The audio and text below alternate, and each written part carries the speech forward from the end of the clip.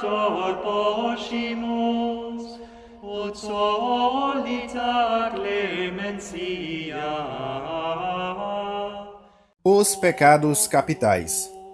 Em nome do Pai, do Filho e do Espírito Santo. Amém. Os 7 pecados capitais têm esse nome porque são a origem dos outros pecados que nos separam do amor de Deus.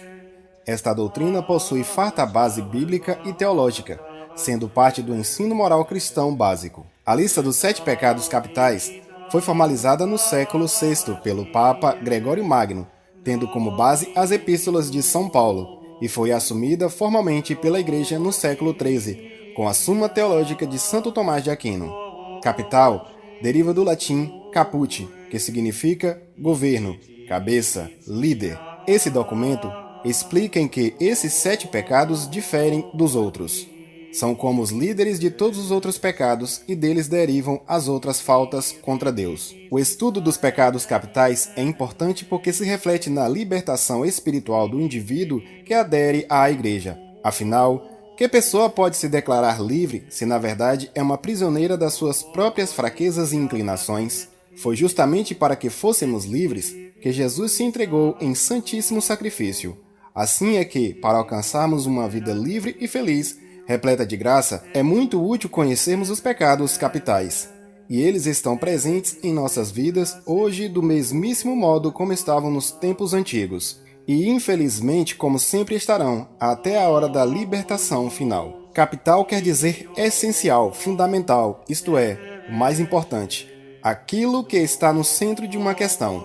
Pecado capital, portanto, é o pecado mais importante, o que dá fundamento a tudo que é prejudicial para nós.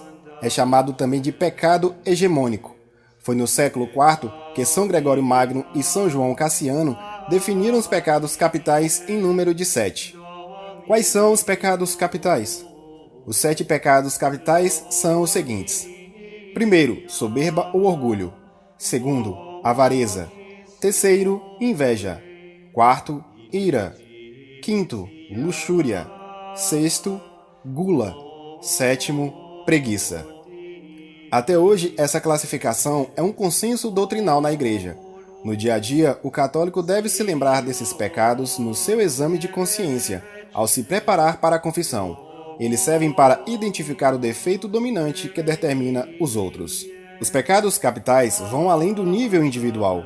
Começam no coração da pessoa, mas o extravasam e se espalham, e podem se concentrar em determinados ambientes, até instalando-se em determinadas instituições. A corrupção de tantos dos nossos políticos nas esferas do poder público, por exemplo, pode ser identificado com a avareza, que destrói o interesse no desenvolvimento da nossa nação. Maus governantes trocam o bem comum pelos benefícios próprios. Na realidade urbana, outro exemplo, o aumento da violência está relacionado com a ira. De igual modo, a sensualidade exagerada em nossos usos e costumes, o erotismo e a pornografia que não param de crescer na TV, em cenas de sexo quase explícito em novelas e filmes, têm origem na luxúria. São Pedro Apóstolo alerta os primeiros cristãos: vigiai e sede sóbrios. 1 Pedro, capítulo 5, versículo 8. Devemos fortalecer nosso espírito a fim de evitar que os pecados capitais tomem conta. Estudar e entender os pecados capitais é de grande proveito para o progresso espiritual e a santidade do católico. Isso acontece quando a pessoa se volta para a prática das penitências que levam às virtudes cristãs. Penitência não é só jejuar e se privar de coisas das quais gostamos. Penitência também é prestar atenção a si mesmo, observar os próprios pensamentos, que por consequência controlam os nossos atos e o nosso modo de ser e viver. Ser tentado não é pecado. Pecado é ceder à tentação.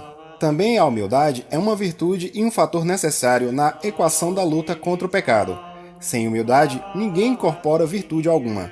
Santa Teresa d'Ávila considerava a humildade como o chão das virtudes, isto é, a base sobre a qual se apoia a vida cristã. Na vida dos santos, encontra-se inúmeras atitudes de humildade. São Francisco de Assis possuía um desprendimento tão grande que chamava a pobreza de irmã. Caso encontrasse pelo caminho alguém com vestes em piores condições do que a que ele mesmo usava, não hesitava um segundo em trocá-la com aquele seu próximo carente. Pecados capitais, então, são como as cabeças, os pontos de partida para os outros pecados. Os demais erros que cometemos são sempre uma variação de um dos pecados capitais ou uma combinação deles. Nas Escrituras, primeiro pecado, soberba ou orgulho. É quando nos achamos melhores que as outras pessoas. Você se torna o seu próprio Deus. E a glória de tudo que você faz sempre vai para você mesmo. O seu umbigo torna-se o centro do universo. Confira Eclesiástico capítulo 10, versículo 15, Romanos capítulo 3, versículo 27, Gálatas capítulo 6, versículo 4 e Mateus capítulo 18, versículo 3. Segundo pecado, avareza, amor ao dinheiro. O dinheiro torna-se tudo na vida e você crê que com ele pode comprar tudo de que precisa, inclusive pessoas. Seres humanos passam a valer menos que seu dinheiro. O dinheiro como Deus é o único tipo de idolatria condenada diretamente por Jesus Cristo. Confira em Mateus capítulo 6, versículo 24, 1 Timóteo capítulo 6, versículo 10, Marcos capítulo 10, versículo 21 e 22 e João capítulo 12, versículos 5 e 6. Terceiro pecado, luxúria. Fazer-se escravo dos prazeres sexuais. A vida passa a girar em torno do sexo. Ver uma mulher ou homem formoso ou formosa já faz pensar em sexo, levando a prolongados e consentidos exercícios de imaginação impuros, o que, por sua vez, pode descambar na masturbação, fornicação ou adultério, todos frutos da luxúria. O adultério, em pensamento ou em ato, é uma consequência inevitável da luxúria, pois quem se torna escravo das obsessões sexuais nunca está satisfeito com uma única parceira ou parceiro, nem consegue se adaptar à monogamia desejada por Deus. Confira em 2 Pedro capítulo 2, versículo 13, Levítico capítulo 18, versículo 20 e 22, Êxodo capítulo 20, versículo 17, Mateus capítulo 5, versículo 27, 1 Coríntios capítulo 6, versículo 15 e Gênesis capítulo 38, versículos 9 e 10. Quarto pecado, a ira. Indispor-se, inflamar-se raivosamente, ofender ou brigar, mesmo sem motivo, guardar mágoa ou rancor de alguém. Praticar o pecado da ira é não perdoar as 70 vezes 7 que Jesus manda. Confira Mateus, capítulo 5, versículo 22 e capítulo 23, versículo 27. Quinto pecado, gula. Comer demais, mesmo sem ter fome. Quando já nos saciamos, mas continuamos mandando comida para dentro, apenas por prazer. É sinal de que o ato de comer tornou-se vício. Muita gente não se dá por satisfeito enquanto não sentir literalmente a barriga estufar. Comem quase até passar mal. Além de prejudicial à saúde e levar à obesidade, este hábito é um grave pecado diante de Deus. Confira Filipenses capítulo 3, versículo 19 e Isaías capítulo 5, versículo 11. Sexto pecado, inveja. É quando queremos ter algo igual àquilo que o nosso próximo possui, mesmo que não exista a necessidade, só para que não nos sintamos inferiores. Pior ainda é desejar o mal para uma pessoa que tenha algo que nós não temos, seja sua beleza, habilidade, amizades, emprego, bens materiais, etc. Confira Sabedoria capítulo 2, versículo 24, Gênesis capítulo 4, versículos do 1 ao 16 e capítulo 37, versículo 4, Mateus capítulo 20, versículos do 1 ao 16 e 1 Samuel capítulo 18, versículos do 6 ao 16. Sétimo pecado, preguiça. Pecado que acontece quando temos a saúde à nossa disposição, mas não fazemos coisas boas e úteis, apenas pelo prazer de fazer nada.